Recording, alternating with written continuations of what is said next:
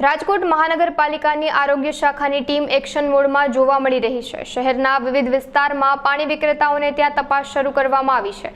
ત્યારે 17 જેટલા પાણી વિક્રેતાઓને ત્યાં તપાસ હાથ ધરી હતી, સાથે જ પાણીના સેમ્પલ પણ લીધા હતા। આરોગ્ય શાખાની ટીમ દ્વારા અનેક પાણી વિક્રેતાઓને નોટિસ પણ પાઠવવામાં આવી હતી।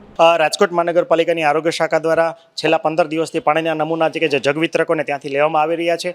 ગત સપ્તાહે જે છે 49 ને આ સપ્તાહે જે છે ટોટલ 20 નમૂના જે છે લેવામાં આવેલા હતા। આ 20 નમૂના પહેલા પૈકી જોવા જઈએ તો ટોટલ 17 વિક્રેતાઓને ત્યાંથી પાણીની અંદર બેક્ટેરિયોલોજીકલ કાઉન્ટ એટલે કે એમપીએન કાઉન્ટ અને કોલિફોર્મ ઓર્ગેનિઝમની હાજરી છે એ જોવા મળી છે। જેમાં ઇન્ટરમીડિયેટ અને અનસેટિસ્ફેક્ટરી જેટલા 17 એકમો જે છે તમામને પાણી વિતરણ બંધ કરવા માટે નોટિસ આપવામાં આવી છે। આ ઉપરાંત જે છે તાત્કાલિક જે છે એ ધોરણે પોતાના કોઈપણ ફિલ્ટ્રેશન પ્લાન્ટ જે છે એની સર્વિસિંગ કરવી, સાથે સાથે ફિલ્ટર ચેન્જ કરવા, હાઇજેનિક કન્ડિશન મેન્ટેન કરવી અને જે જગ અને ફાઇનલ જે જગ વિતરણ કરવામાં આવે છે તમામ જગ્યાઓ જે છે એ ટાઇલ્ડ હોવી જોઈએ, ત્યાં સંપૂર્ણ સ્વચ્છતાનું પાલન થવું જોઈએ। આ ઉપરાંત જે વિતરણ કરવાના થતા જગ જે છે એનું પણ સમયાંતરે વોશિંગ થવું અને એની અંદર કોઈપણ પ્રકારના બેક્ટેરિયાની હાજરી ન જણાય વગેરે બાબતે જે છે સૂચના જે છે આપવામાં આવી છે। ખાસ કરીને જોવા જઈએ તો ઝાડા ઉલટીના કેસો છે એ નોંધાઈ શકે છે આ પાણી પીવાથી, સાથે સાથે ટાઇફોઇડ અને મરડો જેવા અને સાથે સાથે એક્યુટ ગેસ્ટ્રોએન્ટરાઇટિસના કેસો પણ આવા પાણી પીવાથી નોંધાઈ શકે છે।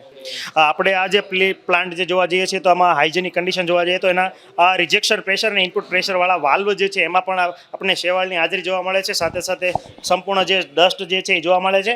પ્લાન્ટને ટચ કરતાં આપણને ખબર પડે છે કે પ્લાન્ટ જે છે હાલ એક્ટિવ અવસ્થામાં હતો ને આપણી મુલાકાત પછી આપણે બંધ કરેલ છે। હાજી અત્યારે આપણે 7 દિવસનો સમયગાળો જે છે આના સુધારા માટે આપવામાં આવ્યો છે। પુનઃ મુલાકાત લઈને આનું હાઇજેનિક કન્ડિશનનું પુનઃ એસેસમેન્ટ કરવામાં આવશે અને સાથે સાથે પાણીનો નમૂનો જે સરકાર માન્ય લેબોરેટરીમાંથી આપણે મંગાવવામાં આવશે।